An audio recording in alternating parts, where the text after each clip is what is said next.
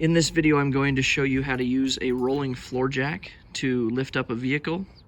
So to begin, we're going to go over these tools that you'll need. Let's start with the jack itself. You need to make sure that the rolling floor jack you have is rated to lift enough weight for the vehicle that you're lifting. Now remember, most of the time you're not lifting the whole vehicle. You're only lifting a quarter of it or maybe half. So 2¼ tons is plenty for most vehicles that you'll be lifting. But the other thing you have to worry about is how high does it go. So if you have a really lifted vehicle, it might not be able to reach the frame or things like that that you're trying to lift. Okay, so those are some things to consider. Now, rolling floor jacks, believe it or not, don't have wheels to just be convenient. They actually have wheels so that the jack will center itself as it starts to lift. This piece right here is our saddle, and as we start to lift, it's going to get up and it's going to move, and that means the jack on the base has to roll forward. So you need to make sure that these wheels can roll freely on whatever surface that you're on, because if they can't, what's going to happen is as you start lifting, the saddle is going to try to pull itself out from underneath the vehicle. Okay? So in order to lift it, all you got to do is twist your handle all the way clockwise and then start pumping, and that will pressurize the hydraulic ram underneath, and you'll see that saddle start to go up. And then when you're ready to go down, you just twist your handle slowly counterclockwise, and the saddle will go down. And make sure you do that slowly, because when you have the weight of the vehicle on there, that's going to come down pretty quick. All right, the other tools we'll need are these. These are called jack stands, and I like this style that has the legs coming out. They do sell jack stands that are just straight up and down with a base. They're not as stable. Tripod jack stands are good too. These are totally mechanical, so I'll show you where we're going to put them after we're done, but you raise them up, you make sure both are at the same height, and then once weight's on there, they're solid. When there's no weight on there, you just lift this handle and they go down. Now you need to make sure your jack stands are also rated for enough weight. Each of these jack stands are 2 tons, so they're plenty. The last thing you'll need is something to chock the wheels or to prevent the wheels from rolling. So you could purchase wheel chocks, or you could use a chunk of wood or something. In our situation here, we're going to just be using these bricks, and that'll work just fine. All right, so now that we know what tools we're going to be using, let's take a look at how we're going to lift a couple different style cars. So this first car is a 2003 Chevy Cavalier, and our second vehicle is a 2004 Ford Expedition. Okay, SUVs, some vans, all trucks have frames underneath them. Okay, they're solid steel. They go pretty much the full length of the vehicle, and anywhere on that frame you can use as a lift point. You can also use rear axles, front axles if it has them. So we're going to get underneath and look at that. On the car, on the other hand, modern day cars do not use frames. Frames are too heavy, and that's really going to drain down our gas mileage. So instead they use something called a unibody. So you got to be careful where you're lifting on this. I'll show you a couple spots that are really good for that. Something that is underneath a car is a subframe, and the subframe goes underneath the transmission and the engine to support its weight.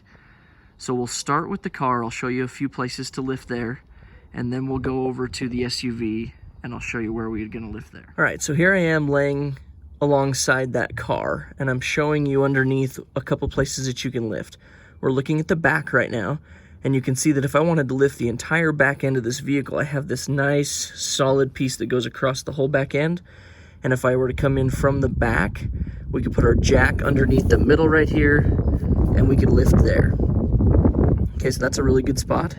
And then when we put our jack stands in, which we're going to talk about why we use those in a minute, I'm going to end up putting them on this piece. You can see how I've used it before, and it's a little bent up, but that's fine.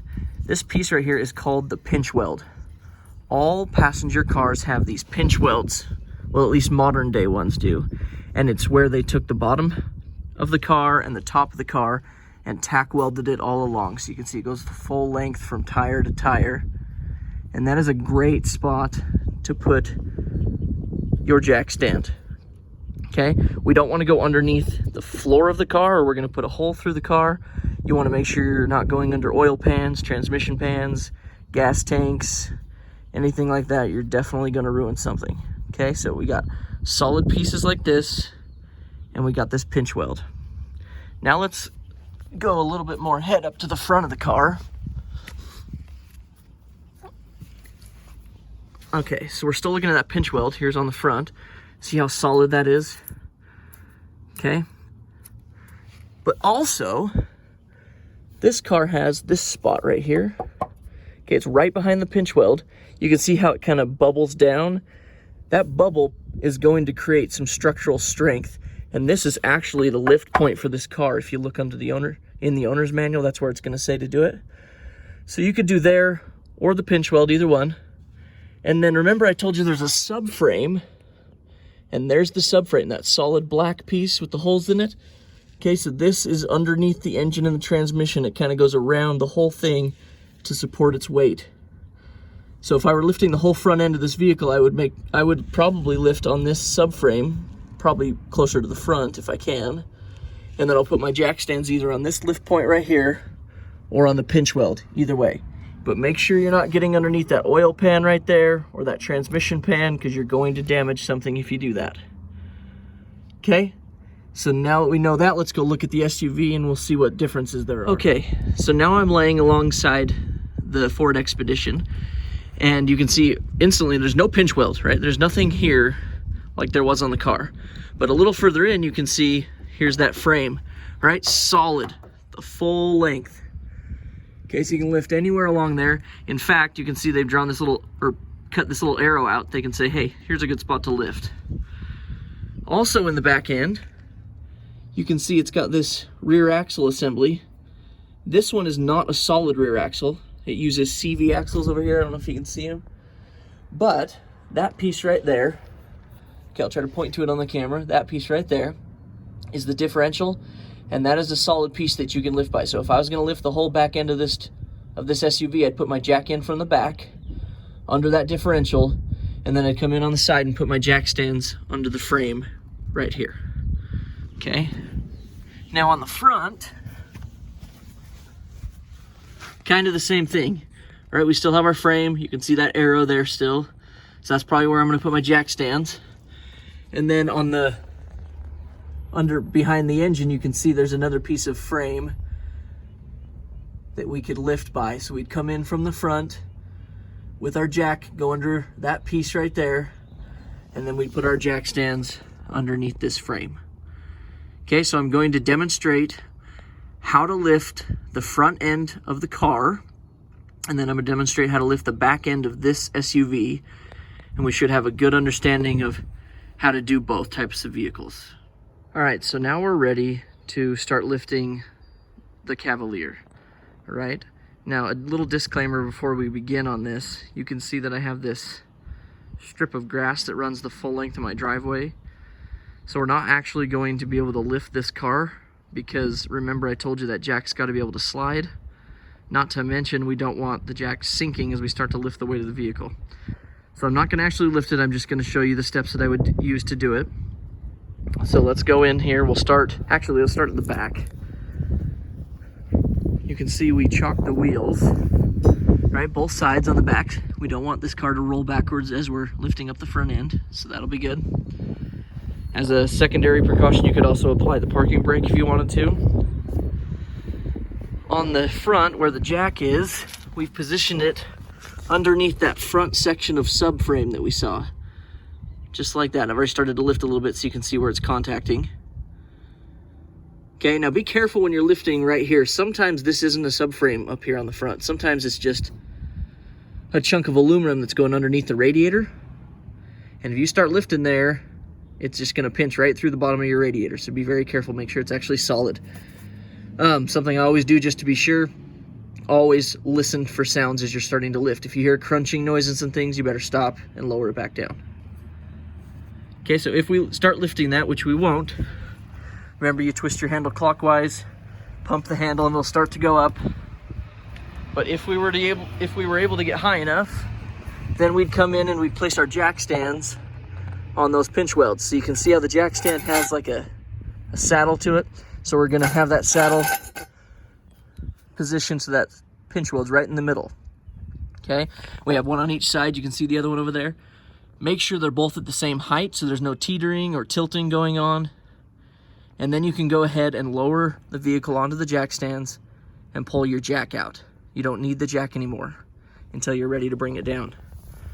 Now the reason we use jack stands is because if all you're using is a jack and you're crawling under that vehicle, you're putting your life in the hands of those little tiny seals that hold in the hydraulic fluid in the ram.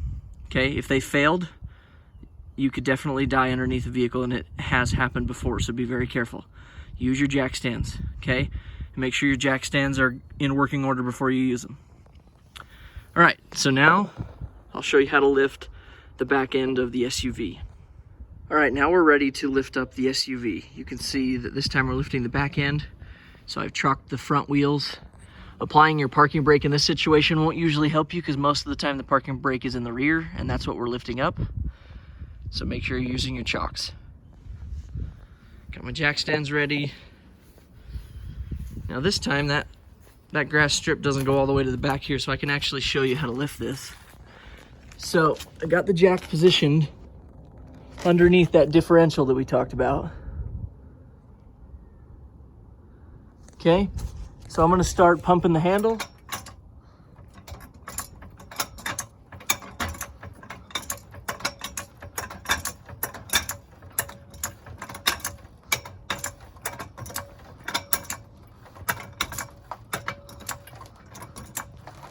We're just gonna go high enough to get the tires off the ground.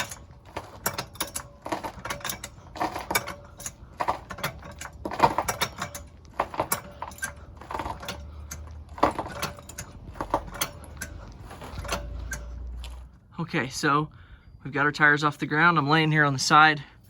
Let's go ahead and place our jack stand. And you can see the concrete's not very stable right in this spot, so we're not gonna go directly under where that arrow is. We're actually gonna move up just a little bit. Okay, but it's just fine because remember that frame is solid everywhere. Raise it up. We'll do the same on the other side. And then we're just gonna lower the jack onto those jack stands and take the jack out. All right, so now that we've finished with that, I just wanted to mention one more thing before we finish this video. And that is, if you're going to be working on your own vehicle at home, in your driveway, in your garage, and you're gonna be getting underneath it to do oil changes or whatever it is, make sure you actually purchase a good jack and jack stands. Do not use the jack that comes with the vehicle. That jack is made for emergencies only, and you should not trust being underneath that car with that piece holding it up. Okay, I've seen lots of those things break. Again, they're only made for emergencies. They're not made for service. So periodically take it out, make sure it still works so it's functional when you need it. But other than that, if you're gonna be lifting your car, purchase a good rolling floor jack or a bottle jack of some kind. Make sure you're using jack stands.